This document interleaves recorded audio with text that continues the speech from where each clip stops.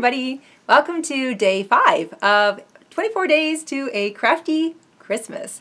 Quick update on the blanket. I decided to change my color striping to red gray, green cream, as opposed to red cream, green gray. For no other reason other than I just grabbed the gray while I was crocheting and went with it. I'm still doing 6 rows of half double crochet per color. My plan is to repeat each color 4 times. And as I've been working, I've noticed that the red and the green are just a little bit lighter in the weight category than the cream and the gray. So I think I'm going to have more red and green left over. So as it stands, my plan is to repeat each color 4 times and then do a final stripe of red. So the blanket starts with red, it ends with red, and then whatever's left over, I'll just somehow work into the border. I'm not buying any extra yarn, I'm just using up what I have. And that's the plan, but I'm only 5 days into this, so we'll see what happens. Anyway, I wanted to share an article with you guys that I read a couple days ago. And if I try to go find it now, I won't be able to. But it was about a woman who works in a nursing home out on the east coast of Canada.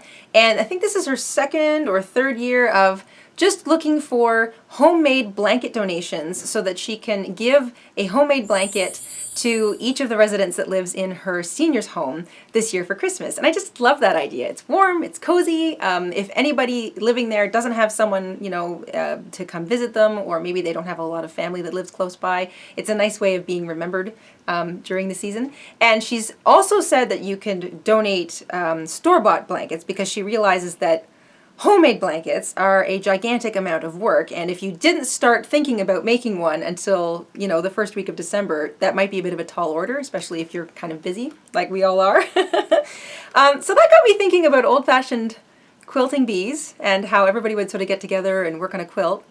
And then that made me think of granny square parties.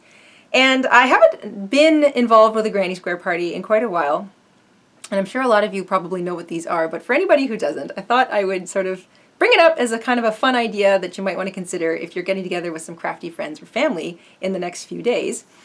Granny square parties are basically everyone coming together and either making or bringing same-sized granny squares to stitch together into one big blanket for someone else. So in this case, it could be for donation. And there's always a whole bunch of different organizations that are looking for different kinds of donations for things every year. So a quick web search or, call to your local community center will probably tell you who's looking for what.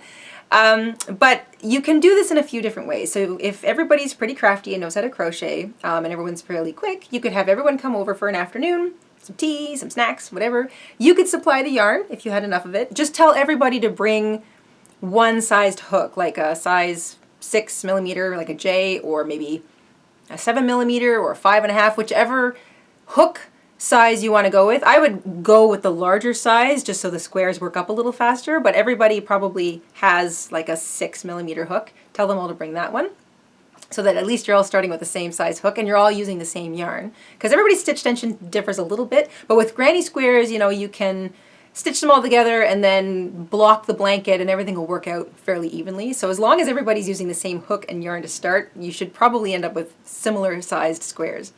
If you want to have them just bring the squares, so for example, if you're like me and you make tons and tons and tons of granny squares and you don't know what to do with them, then you could just have everybody come over and help you stitch a bunch of squares into a single blanket. So many hands make light work, right?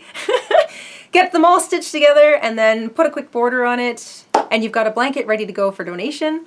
So that's great. Or if everybody wants to come over but bring granny squares they've already made, then they could pre-make them, making sure everybody, again, uses the same size hook and then make them in the same number of rows. So tell everybody, okay, use your 6mm hook, make it 6 rows or 7 rows, and then bring your square and we'll just stitch them all together while we're there. So you can make the squares together, you can stitch a bunch of pre-made squares together, or everybody can bring their own squares and make a great big fun crazy quilt.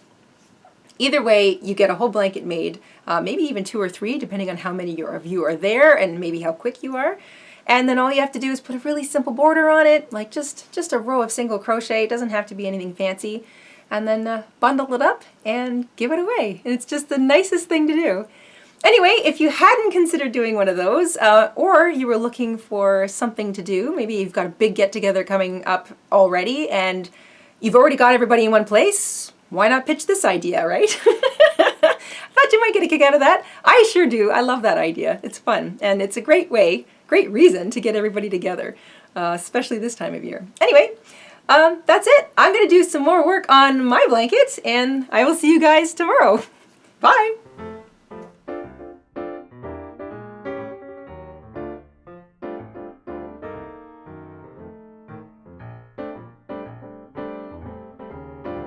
Hello everyone, this is Mr. InStitches. Thanks for watching today's Christmas video diary. Here are some other videos you might be interested in. Just click on one to watch it. Have a wonderful day and stay crafty.